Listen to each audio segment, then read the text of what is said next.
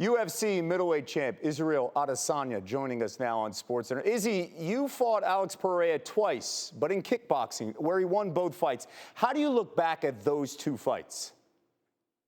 How do I look back? They're part of history, part of his story. Because the judges gave him the nod in the first one, and the next one he took me out in the third round. So yeah, that's part of his story. But now it's time for my story. What's going to be different this time in the octagon compared to kickboxing? I've been saying this. I said this at the press conference. For me, it's the gloves. And when I said something about the pillow gloves, you can't hide behind you can't guard the same way you guard in kickboxing and MMA. You have to be able to use your brain, move out the shots. And also my striking style is a lot different in MMA than kickboxing. That's why I've had so much success as a kickboxer in MMA, because I don't strike like them. But also, again, this is mixed martial arts. So yeah, I can elbow, I can use my knees, I can get in the clinch and stay in the clinch.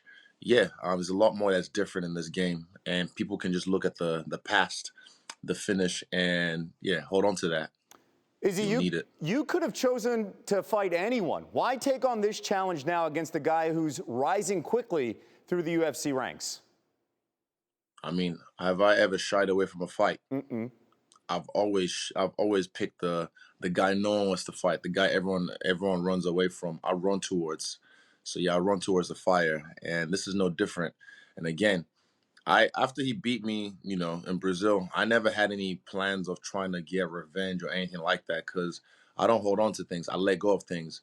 But again, I'm telling you, the universe has presented this to me, and it's right there. It's the perfect alley oop, and I'm gonna slam this bitch.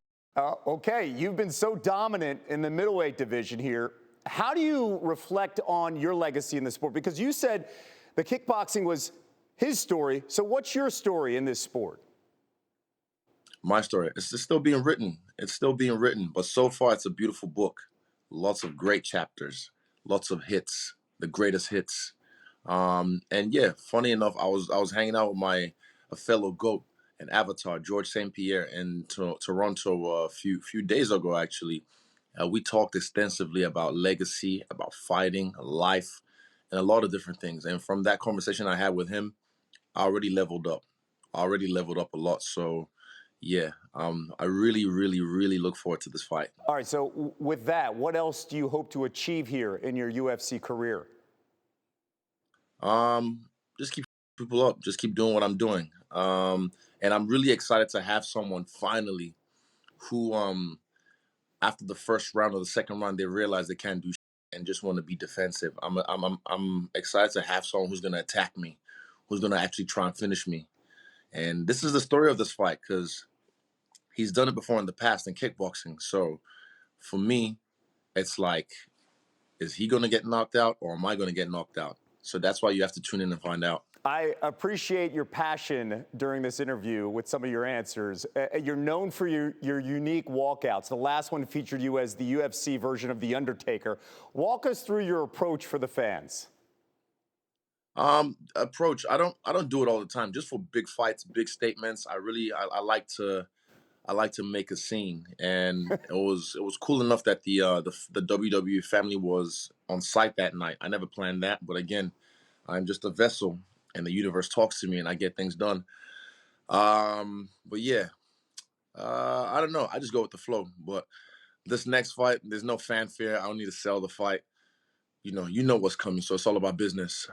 Will you have a walkout, though? Because you said for big fights, you feel this is a big fight, right? Yeah, I'm gonna walk out. I'm gonna walk out and do my thing. Okay, after your last title defense, you said you weren't satisfied with your performance, saying you could have done better. What made you feel that way, and how do you feel about that now looking back?